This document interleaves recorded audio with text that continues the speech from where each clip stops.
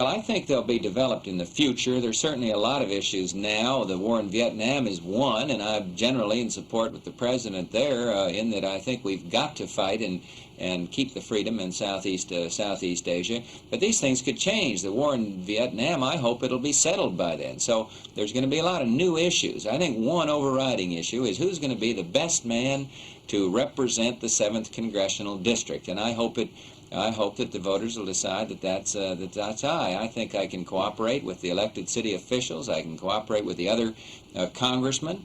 And as I say, I don't plan to go up there and be a rubber stamp, but I certainly would support the administration when they're right, and I would disagree with them when they're wrong. And that's what the voters, through past voting trends in this district, evidence that they want. So I think, you know, the type of candidate, the type of congressman for the district is going to be a big issue there, and I hope that in this area I can convince them that I'm their man.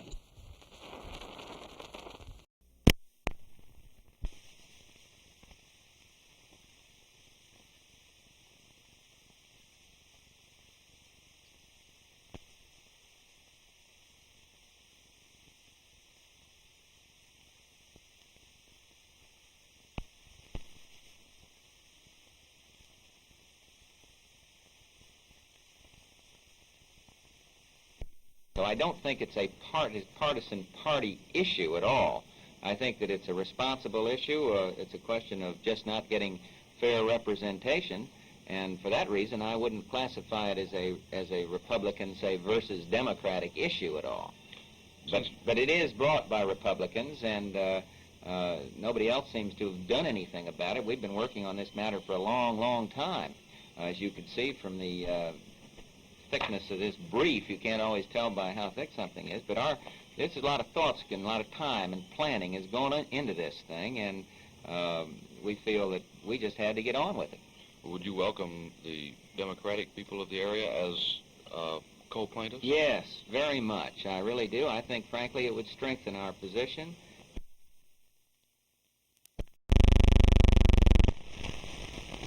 Today I introduced a bill that I hope will do something meaningful about riots and crime.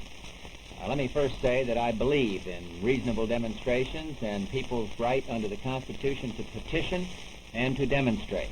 But I have been very much concerned about the riots, and the bill I introduced today will prohibit the use of interstate travel facilities or a person's crossing state lines in order to incite a riot. This bill passed the House by a tremendous majority last year, and I'm extremely hopeful that it'll pass this year. It should be out of committee very soon, and I think it should be on the floor in the next couple of weeks, and along with many others. I've sponsored this bill, and I'm hopeful that it's going to do something concrete about making riots a federal offense.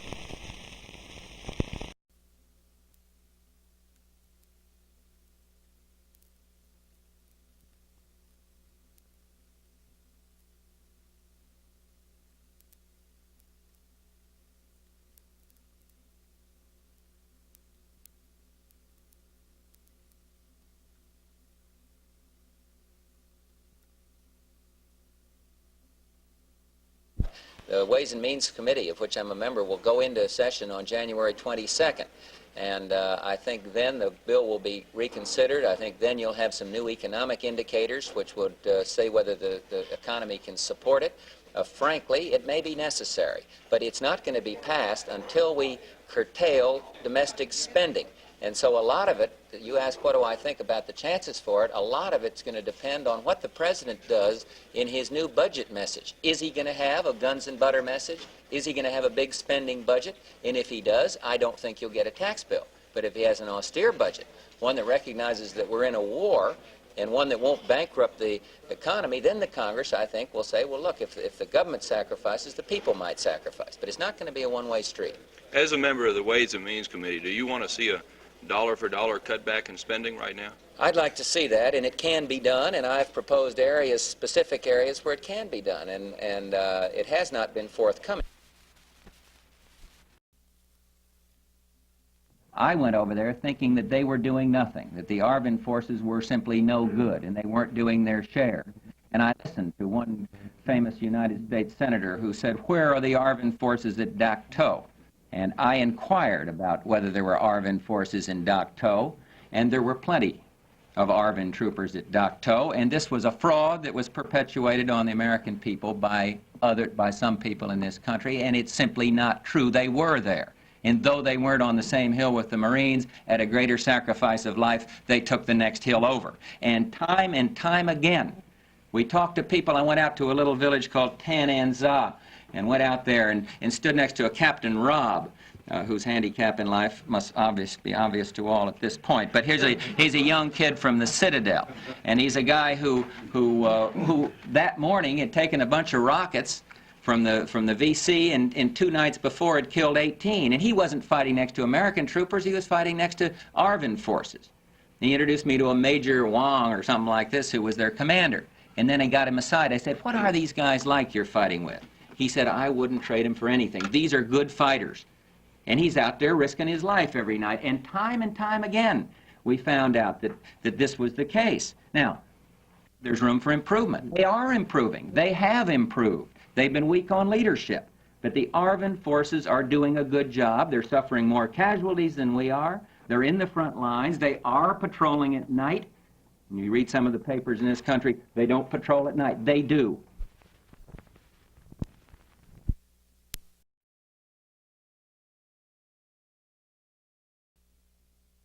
General sanitation of acres homes does not meet good sanitary standards.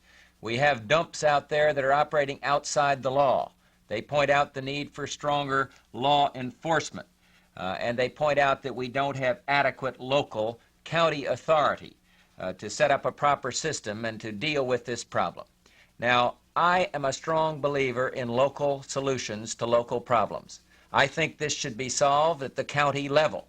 I don't think the federal government should do it.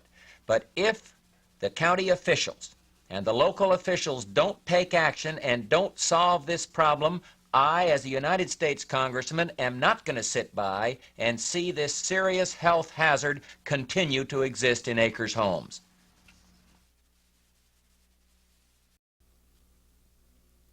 I voted for it because I think the pluses outweigh the minuses. I like the anti-riot provisions. I like the provisions that prevent the use of Molotov cocktails or make it a federal crime. I like the provisions that protect the property owner. Heaven's sakes, if there's ever a chance, that ever a time we need that, it's now.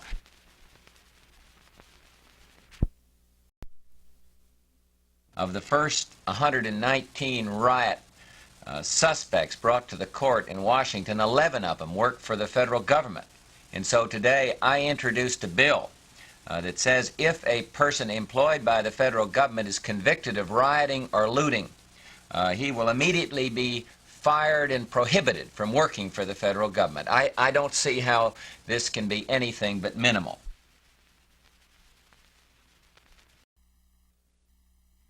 They now say that there will be no new business in this country, an exact quote, no new business until the country takes care of old business. And they define the old business as a $2.50 minimum wage, 1 million new federal jobs, guaranteed annual income, job or no job, whether a man's willing to work or not to work. And I say these demands are ridiculously out of line. They're not fair to the low-income earner, the guy who is willing to work, who's already being killed off by inflation. And I don't believe, I see no indication here in the Congress that the majority of congressmen are going to knuckle under to these kinds of demands, no matter what kind.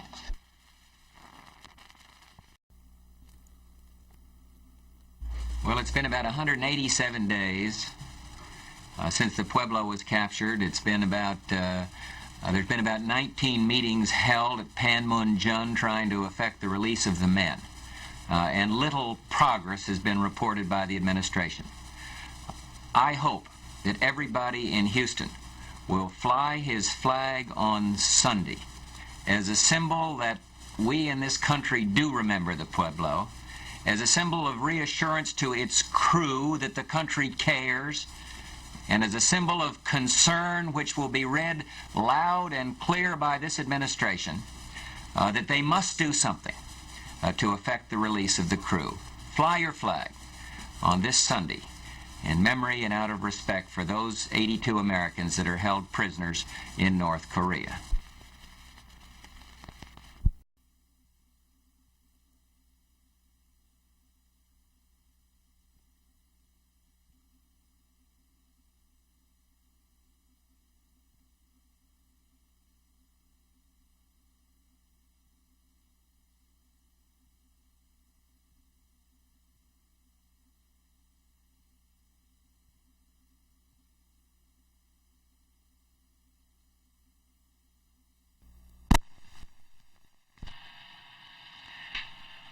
Well, it's hard to give a single reaction after such a fantastic feat.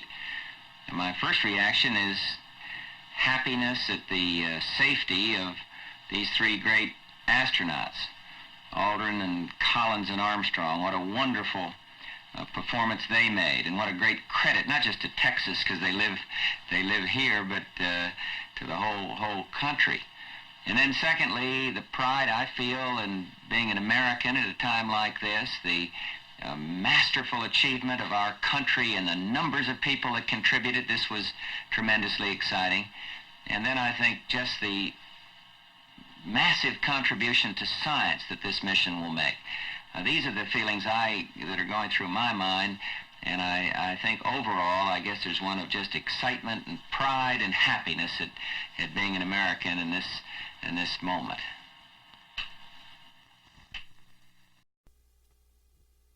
Well, I think this will make a very, very interesting spring. I think they'll be running against each other. I will sit, if I'm in the race, and observe this. I can't help but feel that it'll help develop the issues. It could be divisive on the Democratic Party, but I think my goal, if I'm in the race, is not to worry about what either one of those gentlemen do, but to spell out the issues as I see them, and the campaign platform and the things I'm for and why I should be elected, and let them battle it out themselves. And then after the May, should I have a primary and win it, then we would take on the winner, kind of. But do you think that Benson's running could weaken your chances for success? No, there is no way that it could weaken. Polls indicate that today the issues of most concern to the people are the war, the economy, crime, and certainly I think the environment will be. It doesn't show that high on the polls, and ironically some of these show as federal issues, and then on state issues you have taxes and environment, pollution, that kind of thing, more as state issues. But certainly the war is going to be an issue, and it's going to be one over which an individual congressman has little control. It's one to which I'm linked at this point. I feel flexible enough to not support things Nixon stands for, but in this point I happen to strongly back up his position, and I would be hopeful that the war won't be that big an issue in the fall of '70. I hope our progress is enough that it won't be. Taxes and the economy, spending and non-spending, those are critical issues. Benson, the biggest challenge I suppose you face is the fact that you've got to get the liberal Democrats to even go to the polls on Election Day. How are you going to do this? Well, I think they will. I think one of the great strengths of the Democratic Party is that it has these sharp debates within its own ranks and generally has been able to pull itself together and remain a broad-based party and a majority party in this state. I think they'll do it. Ron, I think, and I'm not sure this is good citizenship, I don't encourage this, but I think you're going to see a pretty small vote in the fall. I don't necessarily want this either, but I think it's going to be small because I think on the ballot there are no real champions for the liberal, nor is there a presidential race. I hope to have support from all segments of society, and I'm sure campaigning hard in all areas. We're not writing off anything. In fact, I'd say all groups are up for grabs more than they've ever been before. Do you say that I am more liberal than George Bush, therefore I'm the liberal, so vote for me? Ron, I've never liked to settle for labels like conservative or liberal. I think you ought to look at each issue as it comes along, and that you ought to vote for one, not because it's patently labeled conservative or liberal, and not because you're trying to pick up a block of votes over here or put out a riot in this section of town, but because you think it helps the general welfare of all of the people, and above all because you think it's the right thing to do. Or, well, what are you? If you don't like labels, but people are going to try to put one on you, what are you? Well, here you go. If I just have to have a label, I think I'm a moderate, and I've said that from the first day I announced. But my record is there. I mean, we can discuss ACA, ADA, the labor ratings, the programs I'm for, and essentially I'd say that I'm, and again, I hate the darn labels, but on the moderate conservative side of things, but hopefully sensitive to change. That's the kind of congressman I've tried to be. The student situation is one that has polarized this country, galvanized us to a certain extent. What do you think about should be done to solve the problem with the way the students are acting today, if indeed it is a problem? Well, I hope that we don't see our great institutions of learning become, in effect, political institutions. We've seen that happen in South America, and we've seen that happen in France, and I think it hurts the learning process. I think it would be wrong. And back in May, we had some wonderful, in fact, had them right on up till now, visits from young people. And let me say that I've been on record strongly and forcefully against violence, against disruption, and against that. I hope that I've also been on record in terms of the right to assemble, the right to demonstrate peacefully, the right to do their own thing. And the happy thing about these Washington visits was that these people came not altogether closed-minded either, but came and were trying to move something within the system. What are you going to do to try to get the black vote, for example? Well, it's hard to isolate it as to get this as opposed to the Mexican-American vote or the conservative vote. I'm in the Congress. I have a record that what we want to do is publicize that, take a positive approach on the record, lay down the voting record in human needs, human rights. I hope it's sensitive in some of these areas. I hope that some of the programs, and I'm talking very generally, but the welfare reform bill I think would be of keen interest to these people. And so I hope that my record in human rights and in change, you know, this program hasn't worked, let's come up with something that changes. I hope that it would be one that these people could support without my having to kind of move to the left or move to the right. Once you start doing that, when you have a record in the Congress, you lose your credibility. People say, oh, this is a politician. This is a guy that doesn't believe in anything. But Mr. Benson, how are you going to pick up the block vote? How are you going to get the Negro vote, for example? Well, I hope it doesn't vote as a block vote. I would like to see, you know, each person think for himself and not just as a block. I think it's not a good thing for a democracy when you see block votes as such. Yeah, but you're also a realist, and you've been around Texas politics for a long time, and you've been called by some a kingmaker who's made an awful lot of good politicians winners in this state, and you know that you have to have that to win. Well, I'm going to try to represent all of the people of this state. I've said to audiences in deep East Texas that I was going up there to try to represent not just the white man and not just the black man, not just organized labor and not just the businessman, but all parts of this society. I think that's the obligation of a responsible and concerned United States Senator, and that's what I hope to be.